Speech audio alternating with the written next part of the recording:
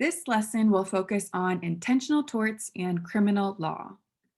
In this lesson, we will describe the difference between criminal law and civil law, discuss intentional torts to persons, intentional interference with property, and business intentional torts, and also review viable defenses to intentional torts. Let's start off by discussing the difference between civil law and criminal law. Now, in sport management, you'll mostly be working with civil law. However, because this lesson focuses on intentional torts, which can be filed in both civil court and criminal court, it's important to know the difference. So, when we're considering the purpose of civil law, it is to vindicate and honor the victim, so whoever was injured, while enforcing appropriate standards of care. In a civil case, it is the injured party who is the plaintiff and bringing a cause of action against the defendant who allegedly caused the harm. In this case, the plaintiff is typically seeking monetary damages as a remedy for their injury. And also, a plaintiff only needs to prove a preponderance of evidence to support their claim and win the case. So I want you to focus on that term preponderance of evidence. We're going to come back to it. When considering criminal law, the role of criminal law is to support the state's broader interest in deterring crime. So the wrong that allegedly occurred is not just a wrong to the individual, but it's considered a harm to society broadly. And the state or federal government wants to deter similar actions from occurring again in the future. So, in a criminal case, a state or federal prosecutor, so an official of the government, would bring the cause of action against the defendant who allegedly caused the harm in a criminal court. And the prosecutor must prove that the defendant is guilty of the crime beyond a reasonable doubt. So I want us to compare that with civil law. In civil law, the plaintiff only needs to prove a preponderance of evidence, so a majority of evidence. But in criminal law, the prosecutor must prove beyond a reasonable doubt. It is a much higher standard of proof because criminal punishments are much more severe. Whereas in civil cases, we're typically seeing monetary damages. In criminal cases, the punishment may involve incarceration, probation, or fines. When thinking about what causes of action, so what legal violations could potentially go to criminal law, there are two characteristics we can focus our attention on. So there are two elements of a crime. These are Latin terms, actus reus, which means guilty act, and mens rea, which means guilty mind. And so for a cause of action to have legal standing in a criminal court, the prosecutor must prove that not only did the defendant violate a law, so that's guilty act, but also they intended to commit the act that violated the law. So that's guilty mind. Now, in negligence, for example, negligence would not be filed in criminal court because though negligence involves a guilty act, the law is violated, it does not involve a guilty mind. It was unintentional. However, in this lesson, we're talking about intentional torts. So not only is a law violated through the act, through injuring someone, but also the defendant had intent behind their act. So in this case, an intentional tort could both be filed in the civil court system and the criminal court system. I want to draw your attention to this bullet point right down here at the bottom of this slide so that you know a cause of action could be filed in both courts. It's not just one or the other. The injured party could file a legal complaint in the civil court system, and at the same time or a later time, the prosecutor could file a legal complaint in the criminal court system, and the defendant could be subject to punishment in both courts. An example of this is former Heisman Trophy winner O.J. Simpson, who played for the Buffalo Bills, which we talked about in the negligence lesson, had to pay $33 million in monetary damages and $25 million in punitive damages in civil court, because in civil court, he was found guilty of murdering his former wife and her friend. However, he was also prosecuted in criminal court, and the criminal court did not find O.J. Simpson guilty of this crime. So that just goes to show you not only that a case can go both to civil court and criminal court, but it also illustrates the difference in the burden of proof, because there was not enough evidence to prove beyond a reasonable doubt that O.J. Simpson committed the crime, but there was enough evidence to prove a preponderance of evidence that he committed the crime. When considering different types of crimes, there are 3 different classifications. There are crimes against persons, which in this case, the victim is an individual person. We'll be talking about assault and battery and recklessness. Those are all examples of crimes against persons.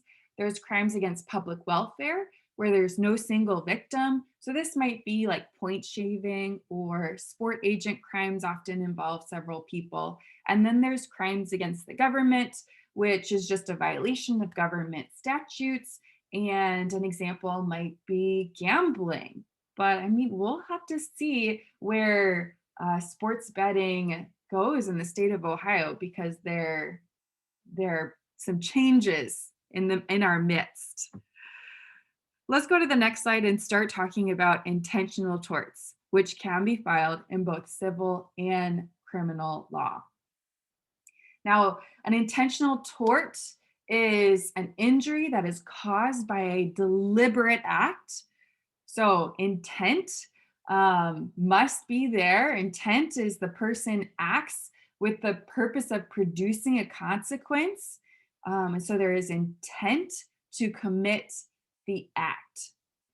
Intentional torts that are most often encountered in sport are torts to persons and torts to property, just so you know. So once again, an intentional tort only requires an intent to execute the act.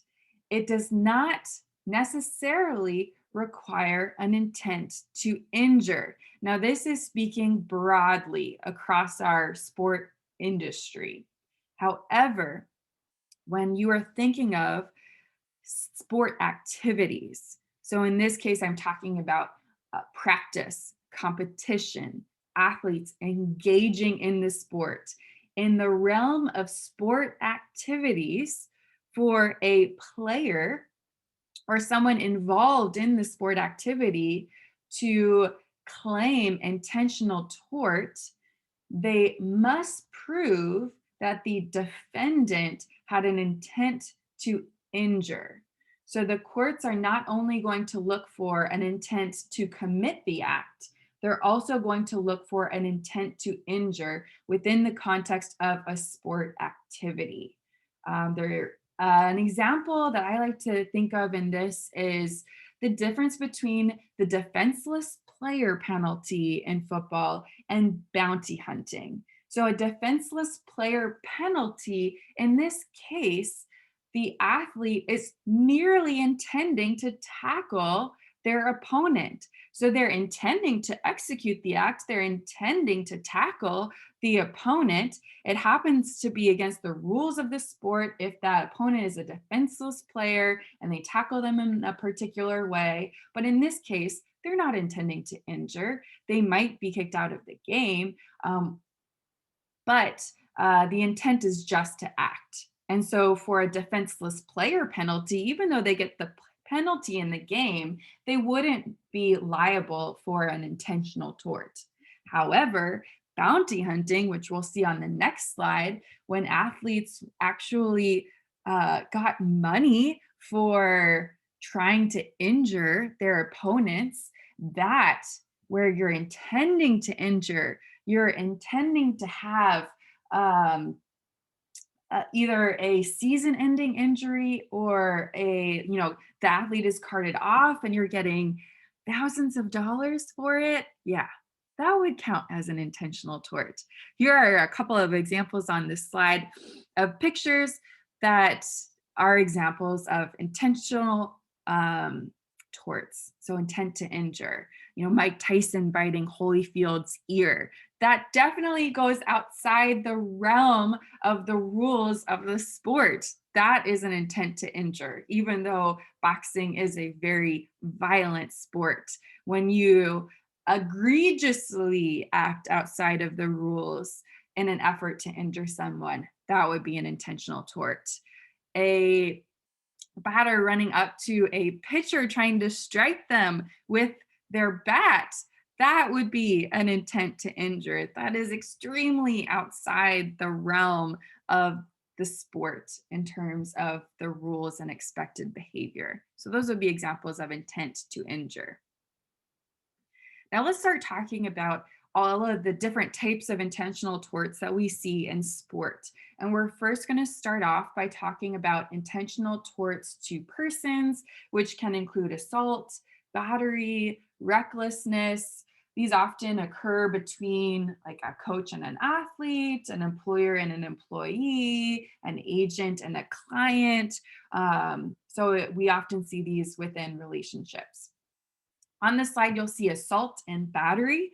These are two separate intentional torts. However, they often go together. And I'll explain that in a moment. An assault is any attempt to cause offensive contact with another person. But I want to focus on the word attempt or threat. It doesn't mean that the offensive contact actually happened. You're just attempting to, or you're threatening to physically harm someone. And because of that attempt or that threat of imminent physical harm, the victim experiences, apprehension. The victim experiences fear of imminent harm. And that is what assault is. Assault isn't about the physical injury. Assault is about the psychological injury, the fear that happens when your safety is threatened. And so touching is not necessary in assault. Assault can be committed without striking or any type of bodily harm. The threat must be physical though. So in assault, it's your physical harm that is threatened. For an assault intentional tort, the victim obviously did not give consent in this case. They must have to have apprehension. So the picture on the slide of someone holding a gun in front of you, you are aware of the potential for physical harm. If someone were to attack you from behind where you are not aware of the harm at all, then no assault occurred because there is no apprehension. There is no fear. That damage is not present. So apprehension is a critical element along with imminence. So the offensive contact must be imminent, which means it's likely to occur momentarily. So, someone yelling at you across the bar is not an assault, but someone who is right up in your face who you think might start a physical altercation would be an assault. And then there is battery. Now, if touching does occur, so if offensive contact does occur as a result of the assault, it then moves to battery. So often, assault and battery go hand in hand because before someone intentionally, harmfully, offensively contacts another person, there's often an attempt or there is a threat. So that's why they can go together. But the battery is when offensive contact actually occurs. This physical contact is intentional. There is no consent from the victim. However, I wanted to clarify that no physical injury is required. So there doesn't have to be an intent to injure. An injury does not have to occur. In this case, I often think of harassment or like sexual assault and battery, where someone might be touching you and you do not consent to that contact.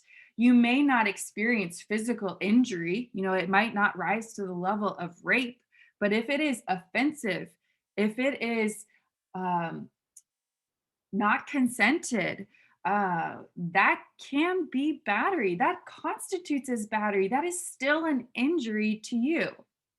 It's just not a physical injury. It's once again, it's more of that emotional, psychological injury. So I wanted to clarify here that no injury is required for battery. It just, the contact has to be considered offensive, unwanted. There's no consent. Now, the plaintiff does not have to have apprehension. So in this case, that example of someone jumping you from behind, that could be battery because hey, you didn't see it coming, but they still offensively contacted you. And then, yeah, once again, injury does not have to occur outside of the context of sport. In sport, as the previous slide indicated, the court will look for the intent to injure, but outside of sport, it is not required. And then another note, just along the lines of consent, is that battery does not take place if the other party actually consented to the act. There's this Latin phrase, violenti non fit injuria. That means there's no injury if done to the willing person. So if there is consent, there's a willing person who is engaging in the physical altercation, then you might not be able to claim battery. But some actions in sport are just deemed so violent to warrant no consent, right? So in the previous example of Tyson biting Holyfield's ear, I think Holyfield is open to a lot of offensive contact in that match, but probably not having a chunk of his ear bitten off. So that's just another detail about consent. Let's move on to recklessness. So recklessness is another intentional tort to person. Most states have adopted an intentional or reckless standard of care for injuries that occur in competitive sport. So sometimes you might not be able to prove battery, right? You can't prove outside of that bounty hunting culture where I think, gosh, I want to say players are getting upwards of $5,000 to commit a season-ending injury to a key player. So outside of those rare instances, it's really hard to prove intent to injure. However, recklessness is more likely to occur.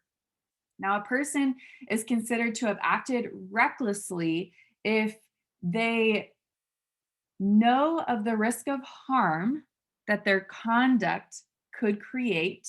So it's pretty obvious what the consequence would be for their actions. They like it is detectable, and they didn't take necessary precautions that would have been easy to take to eliminate or reduce the risk.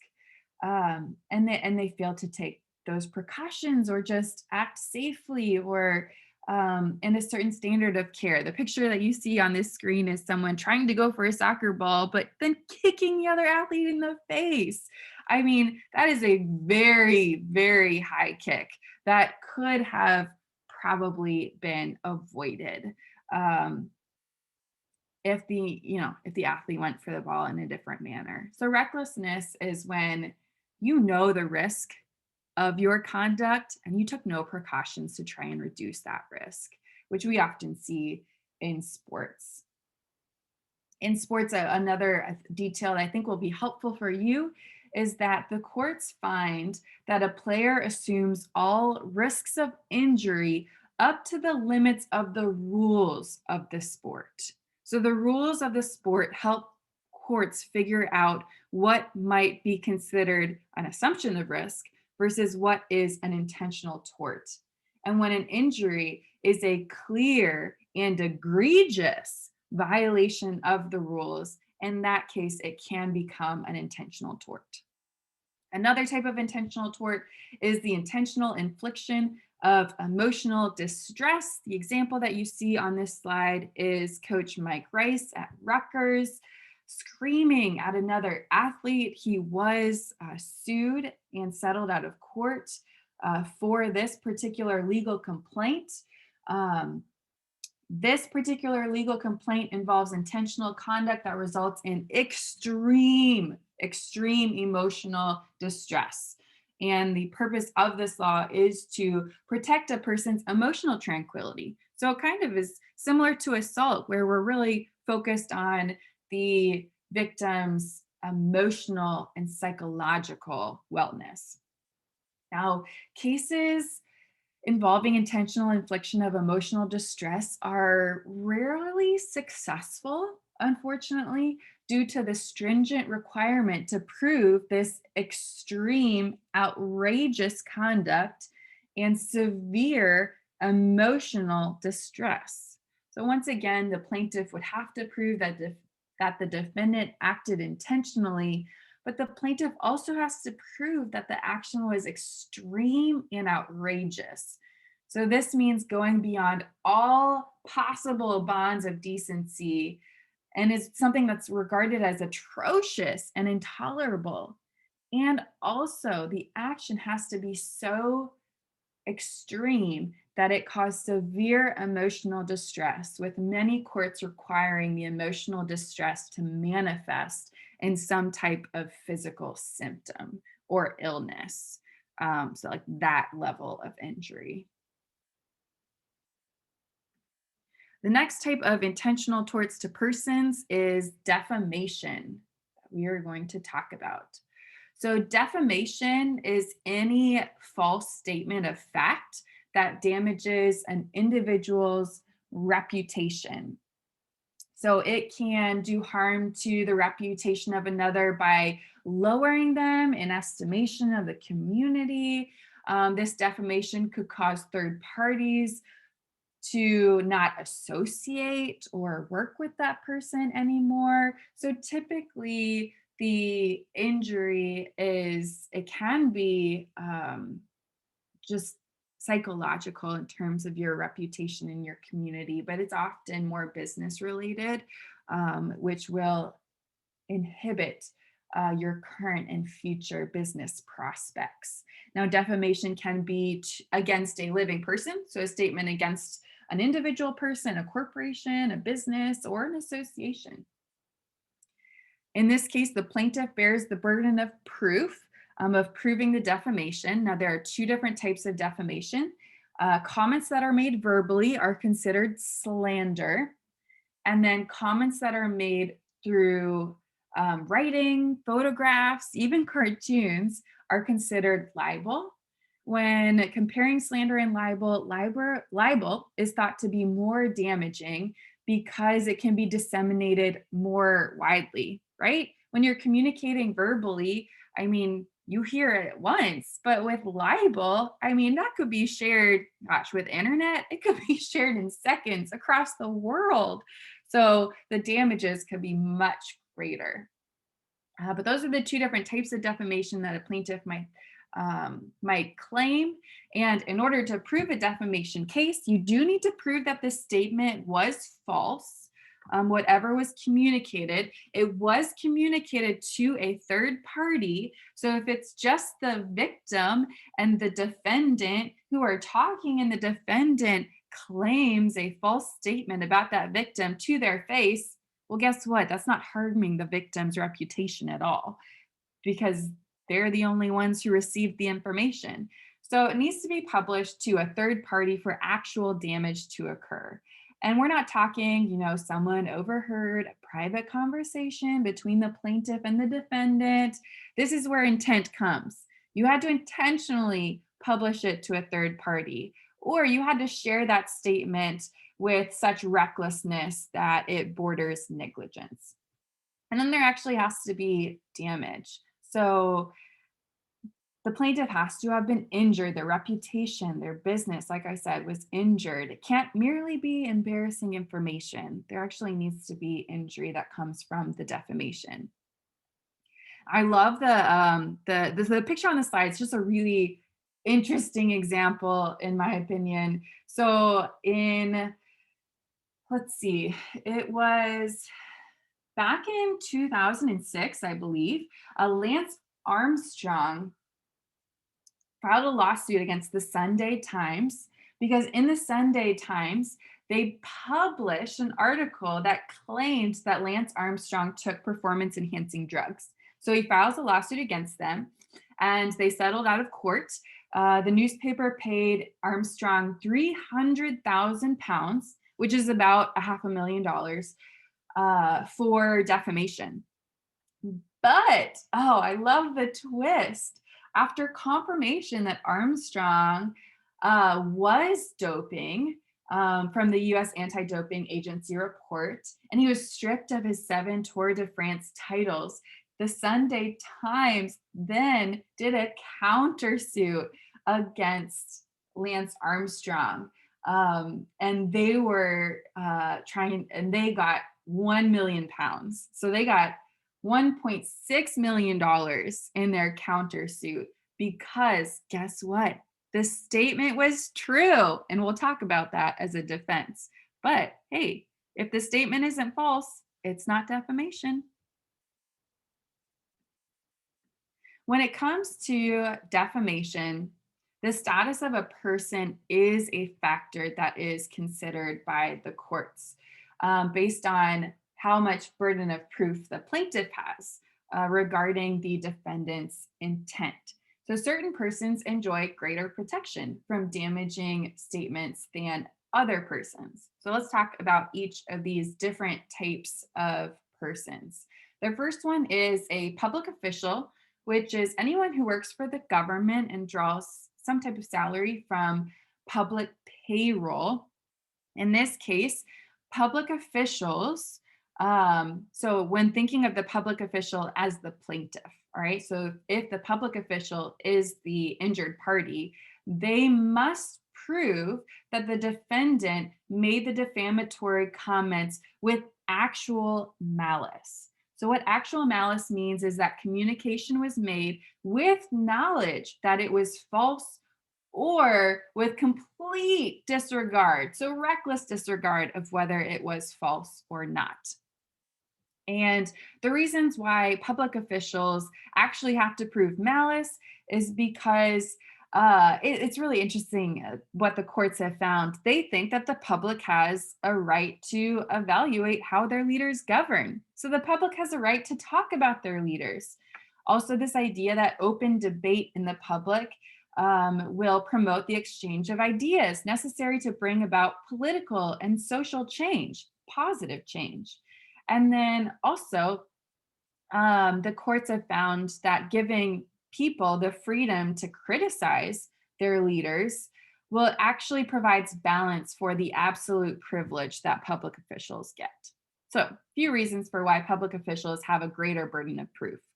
Public figures also have a greater burden of proof. So on this slide, you'll see President Biden is an example of a public official. Rapino would be an example of a public figure. Anyone who, through their activities, has commanded continued public interest would be considered a public official. So that would be really any athlete, sport professional, celebrity would fall under a public figure. Now, public figures also have to prove actual malice because of their access to the media. So they have greater ability to refute defamatory statements than private figures, which we'll talk about next. Also, there's this argument that public figures, they voluntarily put themselves in the public eye. And so the public should have the right to comment on their activities. So they also have less protection. And then there's the private figure. So this would be an individual citizen, which is why you see my picture on this slide, who just doesn't have any activities that would command public interest. And in this case, you only need to prove negligence. So it's a much lower burden of proof. So that means you have greater protection for defamation. And primarily, it's because people don't really have reason to comment on your activities. And also, you have less access to the media to refute any defamatory statements. All right, the last slide for intentional torts to persons focuses on privacy. So, privacy, the nuts and bolts of it, is the right to be left alone and to live your life as you want to, free from any intrusion or invasion. And there are four different types of invasion of privacy that we see in sport that can give rise to an intentional tort. And so one is unreasonable intrusion on the seclusion of another. And so you will see that on this screen, that picture of the search process when someone enters a sports stadium and your person's being searched, your property's being searched. So this intentional tort, you have to be careful and mindful of your policies in regards to security measures for entering sports facilities. So it's just concerned with someone's invading someone's personal belongings or their person themselves. And then there's appropriation of another's name or likeness. And you'll also see on the second picture on this slide an example of misappropriation. In this particular lawsuit, which was settled out of court, there was a class action lawsuit against the NCAA and EA Sports from former college athletes, where these former college student athletes claimed that the avatars in EA Sports, like NCAA football game, or for example, were just strikingly similar to the athletes. Like the avatars had uncanny likeness to the real players.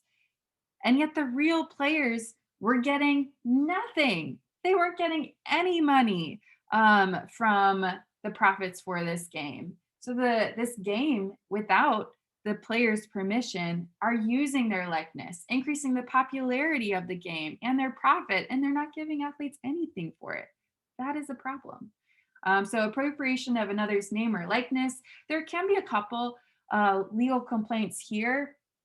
A right of privacy issue is more based on mental duress. It's like, hey, you don't have control over how your name and likeness is used. That could cause some mental distress. So that's a right of privacy complaint. And then there's a right of publicity complaint. And this is more based on financial loss, when you should have control over the economic benefit of your name or likeness, and someone else is benefiting and you're not getting any profit from it. So those are the two complaints for misappropriation. And then there's unreasonable disclosure of private facts. So this is disclosing information that's highly offensive and truly private. An example might be disclosing someone's HIV status. So that can cause significant injury. And then the last one is publicity that unreasonably places another in a false light before the public. Now, the public, this must be a large audience, a very large audience. And when you're putting someone in a false light, it might be fictionalizing an actual event, photographs that are taken out of context, misleading descriptions. So we'll mostly see this more in the news media. And it has to cause actual damage to the person.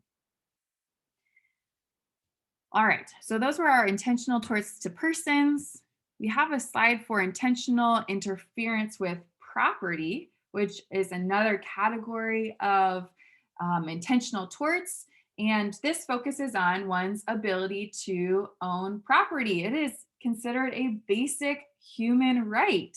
And when someone interferes with this basic human right, it can be an intentional tort. And there are three different types of interference with your property. There's trespass to land, trespass to chattel, and conversion. So we previously discussed invasion as an intentional tort when your property is invaded and searched. These are different types of interference with property. And as you can see in this table, that there is lack of consent for each category. There is intent for each category. However, damages are only required for trespass to chattel and conversion. To give you an idea of each of these, I'm actually going to go to the next slide so that we can look at examples and understand them a bit better. So here are some examples of intentional interference with property in sport. Trespass to land is any intentional, unauthorized entry onto another's property. So you don't necessarily mean to damage the property. This is the only one where damage is not required, but you are entering someone else's property and it is unauthorized. So we'll see, this is actually an Ohio State game with our former strength and conditioning coach, someone running onto the field. That is trespassing. That is unauthorized. So that's trespass to land. No damage occurred, but it's trespassing. And you can trespass by physically walking onto the land. So your person enters the land. You also technically can trespass from projecting an object onto the land of another, just so you know. Like if you're like hitting a golf ball or something like that. But the action was committed without permission. And then there's trespass to chattel, which you'll see at the bottom of this screen with flares that spectators are throwing into the stadium. In this case, damage is actually required. It's interfering with an owner's property. It must be intentional. Without consent, there is damage. So you are somehow interfering with their property. You might be damaging their property. You might be depriving their use of their property. But to some extent, you are interfering with their use of the property, the quality of the property. That would be trespass to chattel. Now, conversion is taking trespass to chattel to the next level. So you are not just interfering with another person's property in terms of, trying to deprive their use of it or damaging it, but you are so substantially interfering with their property that they no longer can even use their property. Often we see this with theft would be an example. So the conversion picture on this slide is an example of like theft in a recreation facility, for example. So you're so substantially interfering with someone else's property that it is only fair that the courts require you to pay for the property. So an example of this is you stole it, or you took someone else's property and tried to sell it to a third party, or you took someone else's property and tried to just keep it for yourself. Really, the courts can only come to the reasonable conclusion that you have to pay for the property because you completely deprive the owner of it. So those are the different examples of intentional interference with property. And then we have a couple of business intentional torts. The first one is fraud, deceit, and misrepresentation. So with fraud and deceit, basically it's a false statement that is made to another person in which that person relies on that false statement. And because they relied on that false statement of fact, they experienced some type of damage. So those are the necessary requirements for fraud and deceit. Fraud and deceit are often used interchangeably, but technically the difference is fraud only applies to contract actions. Now, in terms of the intent to deceive the other person, we really only see intent to deceive in fraud and deceit. We don't see that in misrepresentation. Here are in misrepresentation, it's more like it's not that you knew the statement was false. It's more like you just didn't really do your homework. You just didn't really know for sure that it was true. You don't have very much confidence in the accuracy of your information. You may not have enough evidence to back up what you're saying. That would be more a misrepresentation. And I love my Taco Bell picture on this slide for misrepresentation because I feel like that is so true. The other pictures on this slide would be more examples of fraud and deceit. What you'll see at the top of the slide is an example from the 2001 Little League World Series where Danny Almonte, who was an amazing pitcher from the Bronx, throwing a 70 miles per hour fastball, which is pretty impressive for a 12-year-old. Turns out he's actually 14. So I think it was later in the Dominican Republic, they found records that he had an age advantage. So that would be fraud. And then or deceit. And then the other picture is our well-known scandal of Deflategate, which happened during the 2014 AFC Championship game New England against the Colts, where allegedly the Patriots deflated balls to help them win that game. So that would also be fraud and deceit. And then the last business intentional torts are intentional interference with contract, as well as breach of fiduciary duty. So tortious interference with contract, often in sport, you can think of it as like tampering. When one team attempts to lure a player who is clearly under contract to another team, lure them to their team. But basically, anytime one party is aware of a contract that exists, so you know the contract's existence, there is a valid contract in existence, and you knowingly try and induce one of those parties from fulfilling that contract, that is considered a tortious interference. Your interference must have been done to advance your own economic interest, and that can go to court. And then there's breach of fiduciary duty. We most often see this in regards to sport agent and professional athlete relationships. This is probably the most troublesome fiduciary relationship. And broadly speaking, a fiduciary is a person in a position of trust who's acting on behalf of another person. And so when you're acting on behalf of another person, if your actions cause your client, the person in your care, in your trust, harm, you may have breached your fiduciary duty. So in general, you really just need to avoid conflicts of interest. I would say is the takeaway here. So for example, a fiduciary, you can't represent two adverse parties in the same transaction.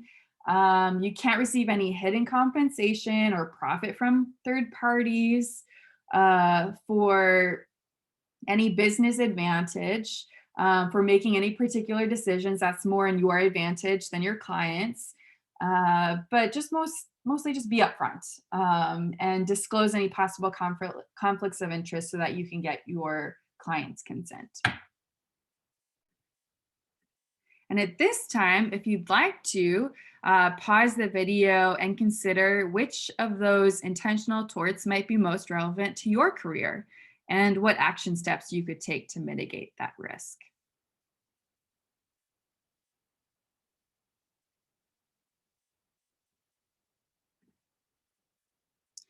Next, let's discuss the defenses to intentional torts. The first one is kind of similar to negligence in terms of one of the best defenses is a missing element. As you saw in the different intentional torts we reviewed, Most of the intentional torts require the plaintiff to prove multiple elements.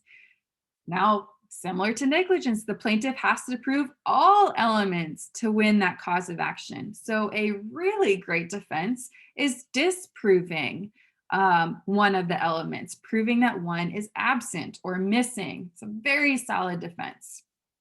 Another defense that we will see is consent. So consent occurs when any reasonable person actually does not object to the actions of the defense. They don't attempt to stop the actions. And consent can be expressed through your conduct, or sorry, expressed verbally or in writing, such as a waiver, informed consent, or it can be implied. But in order to consent, you actually need to be knowledgeable and aware of the risks that you are consenting to in order to consent. So consent is a huge defense used in sport, particularly for any injuries that occur in the context of a sport activity, because the defense will typically claim, oh, well, that athlete knew the risks of the sport and consented to the possibility of injury when participating. So consent is often used in sport.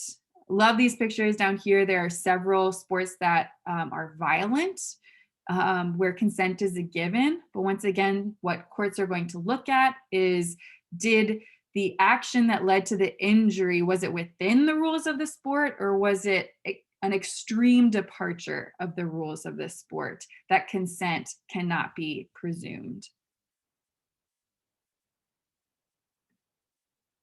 A few other defenses to intentional torts. One is self-defense, which we'll see in assault and battery. It can be self-defense of yourself or self-defense of another person. And this allows you, if you're under attack or someone else is under attack, it allows you to take reasonable steps to prevent harm from happening when there is no time to obtain professional assistance. Note that, no time to obtain professional assistance. So you have to act. You don't have time to call the police, for example. Now, what is considered reasonable in terms of reasonable steps to prevent harm? Well, that really actually depends. Reasonable force can be used to prevent physical harm, so any type of offensive touching. And you'll see at the top of this slide, a woman defending herself when being attacked. You can use reasonable force if you sense imminent extreme danger. However, the force must be proportionate to the harm, must be, or if you elevate the force above that which is the harm that you anticipated, guess what? Then you can be liable for an intentional tort. So if someone starts a verbal altercation, you apprehend imminent physical harm, and you bring out a weapon in self-defense to a verbal altercation, that is not proportionate. And then in that case, you actually become the one engaging in the intentional tort. So your force must be proportionate to the harm that you are anticipating. And different states have different laws in regards to whether you have a duty to retreat or not before exerting any force against another person. Ohio has not enacted any stand your ground laws. So in that case, you have a legal duty to retreat if possible before using deadly force. In the state of Ohio, there's actually an order of what you're supposed to do. If your physical safety is threatened, in response, the first thing that you should try and do is retreat, get to safety. If you cannot retreat, the next thing you're supposed to do is verbal commands.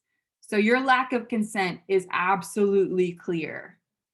And then if verbal commands do not deter the action, it is at that point that you can use force. And then necessity and immunity, just wanted to review these really quickly. Necessity is when you actually have some degree of privilege to commit an intentional tort. It's considered a necessity to protect the community. So, for example, if you see a child drowning in someone else's pool, you have some privilege to trespass on someone else's land in order to save that child. That would be considered necessity. And then there's immunity, which is, prevents any liability for a lawsuit. And often we see this more with acts of law enforcement. So you'll see in this picture a fan being ejected from a sport event. Law enforcement personnel, when acting in their official capacities as peace officers, will have some immunity from intentional torts. So like they can physically touch someone to remove them from a stadium in their official capacity as peace officers. And then the last defenses to intentional torts, these both focus on defamation specifically. Now, the best defense to defamation is truth, which we saw in that Lance Armstrong example. Statements do not have to be completely accurate, they just have to be substantially correct or truthful. And then another defense that we see with defamation is privilege, which is enjoyed by high ranking government officials as well as the news media. So, privilege gives individuals some degree of protection for the comments that they make. There's three different types, or really two different types of privilege, and then there's fair comment. So, absolute privilege is where anyone in the legislative, judicial, or executive branches of government, so these are high-ranking government officials, technically have no liability for statements that they make in pursuit of their public duties. So it doesn't give them privilege and protection when acting outside their official capacity. However, when acting in their official capacity, they have no liability for their statements. It's really intended to avoid censorship of communication that could benefit society as a whole. And then there is qualified privilege. This will apply to like lower ranking public officials will be protected under qualified privilege. News media will be protected under qualified privilege. And this is essentially to protect censorship of communication that can benefit society at large. So both of these privileges, the underlying intent is that we are not censoring communication that can benefit society because we're afraid of defamation. So it's protection there. Now with qualified privilege, it will only be applied if the party who made the statement actually didn't know that the comments were false. They actually had a reason to communicate the statement, like it was of interest and benefit to society, and they communicated the information only to the people who had interest in knowing.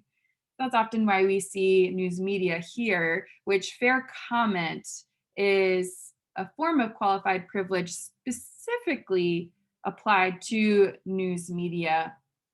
But this is applied to statements that are related to matters of public opinion, which are of legitimate concern to the community. They affect the interests of the community. In these cases, typically there's no liability for potentially defamatory information as long as the report represents a fair, accurate summary of communication that was made or information that was provided by responsible organizations, by witness testimony, like that they did their homework, they gathered as much information as possible from appropriate parties, and they fairly and accurately represented that information to the public.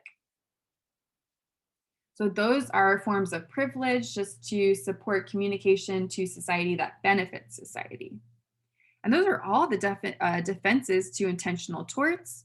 I encourage you to really focus on consent. That's a big one in sport.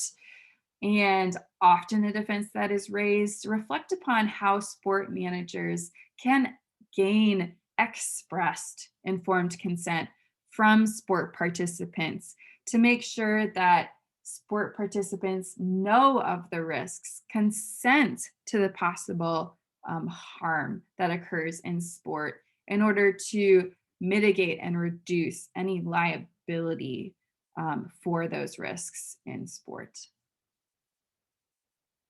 And that is our lesson on intentional torts.